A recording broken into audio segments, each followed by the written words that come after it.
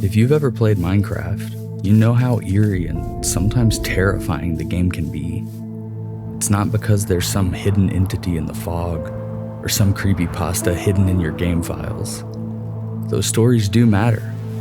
They tell us something very real about the game's atmosphere. People don't invent stories or myths without a reason. But no, I do not think that Herobrine is the reason why Minecraft feels so uncanny. I think Herobrine might just be a symptom, a story that people told because Minecraft itself already felt a certain type of way.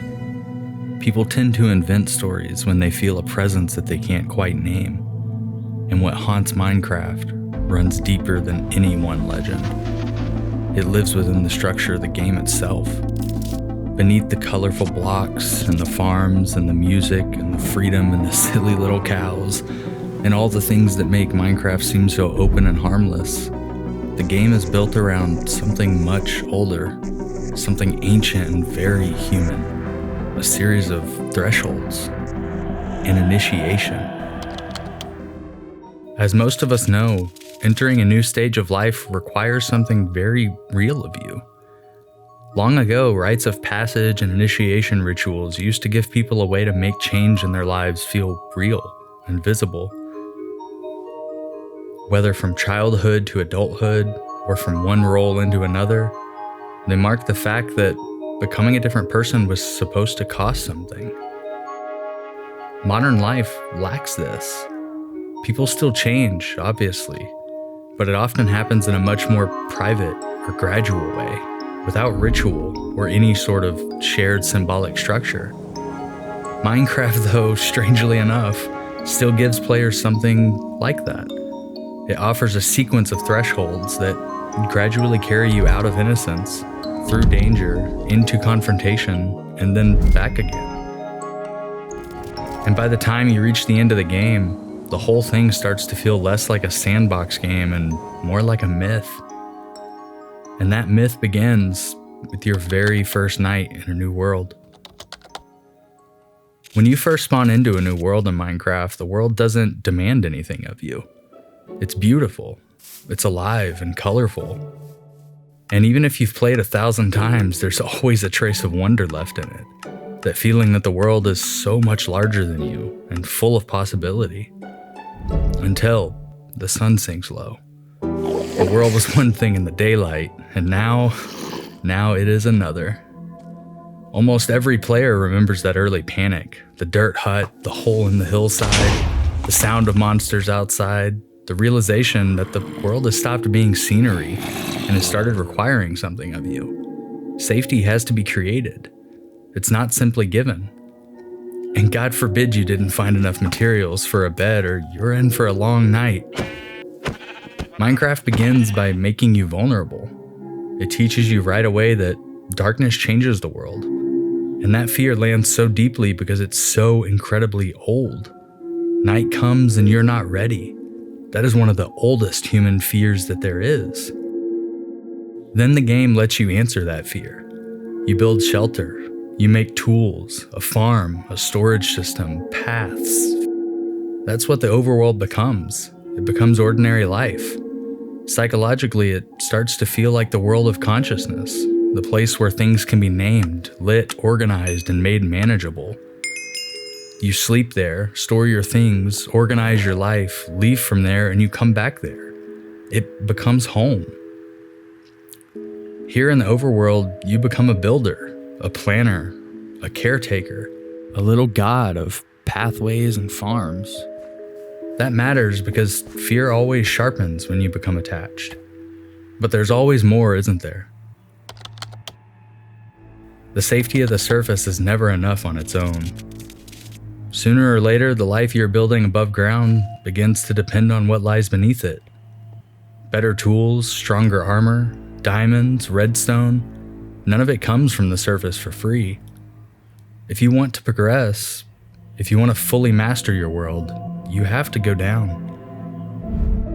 And there's a reason why every culture across the earth has ancient stories about caves and descending underground, leaving the familiar world behind and entering into something ancient, into the unknown.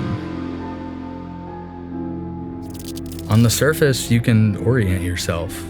You have sunlight, sky, horizon, distance. In caves, all of that collapses inward. Your vision narrows, and a torch only pushes back a tiny amount of darkness at a time. In stories and dreams and in myth, what's underground is important. It's memory, knowledge, treasure, danger. The thing that has to be uncovered before transformation can continue. Before you can gain mastery over the world above, you have to enter what lies below it. This is exactly how older stories and myths often work. You do not become more fully yourself by staying only in the safe and the known world. You become more fully yourself by descending into danger and confronting what is hidden and bringing something back. Only then can you really rule your world. Efficient tools, magical enchantments, automation, farms that run on their own, doors that open automatically, sorting systems that organize your life more efficiently than your own hands ever could. Redstone represents one of Minecraft's most rational temptations, the dream that the world can be fully systematized, optimized, and automated. But Minecraft never allows that power to rid itself of the world's inherent mystery. What is human remains, and this is only the loss of innocence before an even deeper threshold. Because if you want to reach the end, you have a choice to make, another place to go. Mythology gives us gateways like this again and again. Entrances to the underworld are never just random locations, they are thresholds.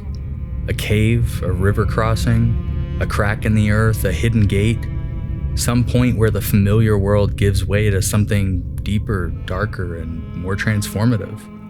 In a previous video, I talked about how Minecraft is a game of opposites. And water and lava are one of the clearest examples. One nourishes, one destroys, one cools, one consumes. But when those opposites meet, they create obsidian, one of the hardest and most stubborn blocks in the game. That feels important, because the doorway to the next dimension is not made from something soft or natural or easy. It's made from conflict, from opposed forces that have collided and held. The threshold into the Nether is built out of the tension between opposites. And in Minecraft, hell is not where you end up when you fail. It's where you have to go if you want to become anything more. And you're not dragged into hell in this game. You have to consciously choose it. Minecraft is terrifying because it understands something old and difficult. That real transformation begins whenever we knowingly step beyond safety. The portal's frightening because it waits for us to choose it.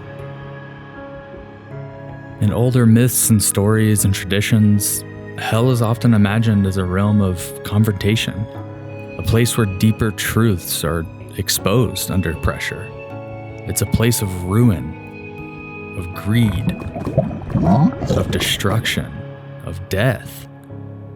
And even when you get more skilled there, it never fully becomes home. The game makes that explicit in one of the best mechanics I think it has. If you try to bring one of the deepest symbols of home and of rest into the Nether, it explodes, and you are killed by intentional game design. I think Minecraft is suggesting something here, that hell is not a place to make home. It is only a place of transition. And on top of all of this, Minecraft gives us something else to find in the Nether. The ingredients for transformation, the roots of alchemy, the key to the end. In ancient times, alchemy was more than just a precursor to modern-day chemistry. It was the search for eternal life, a way to turn lead into gold, or in alchemical, mystical traditions, to purify the soul. And Minecraft is no stranger to mixing gold and eternal youth.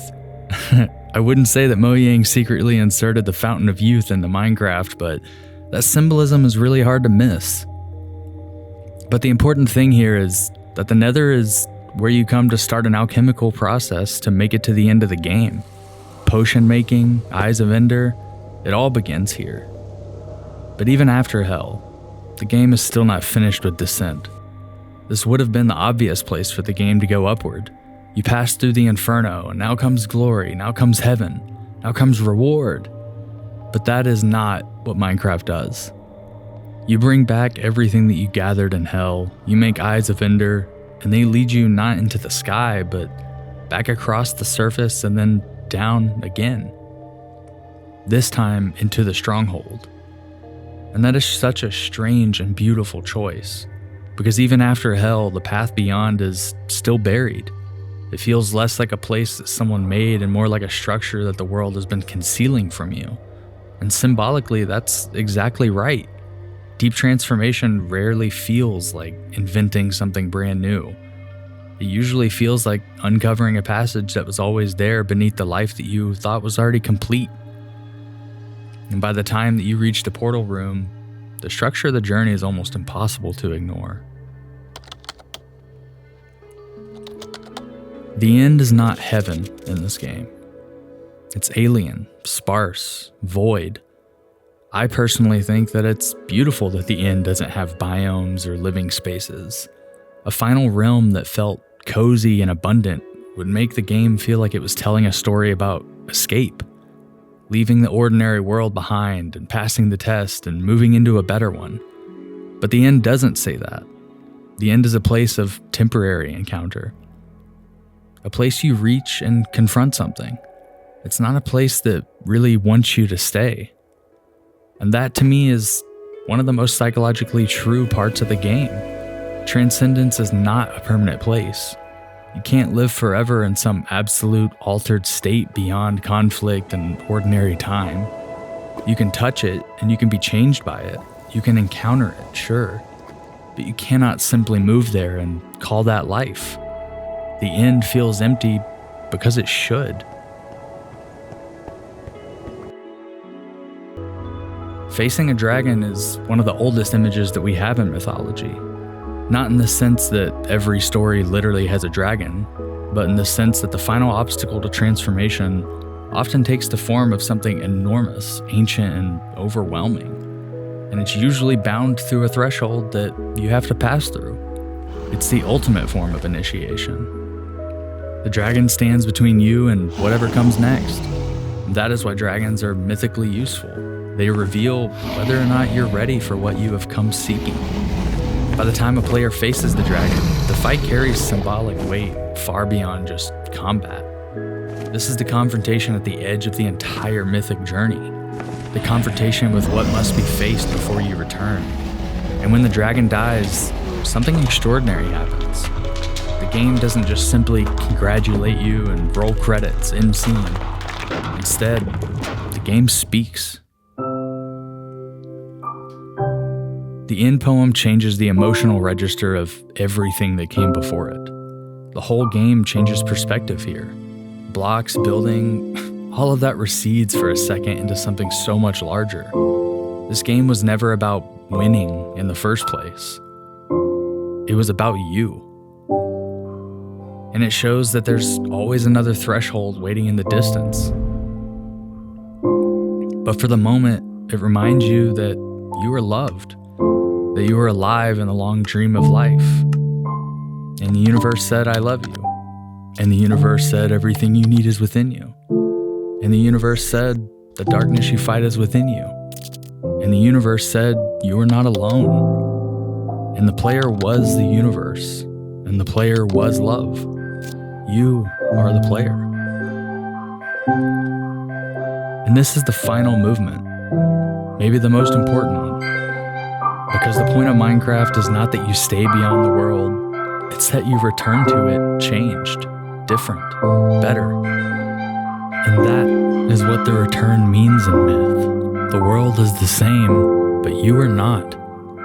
And ordinary life then becomes more meaningful. So why is Minecraft so terrifying?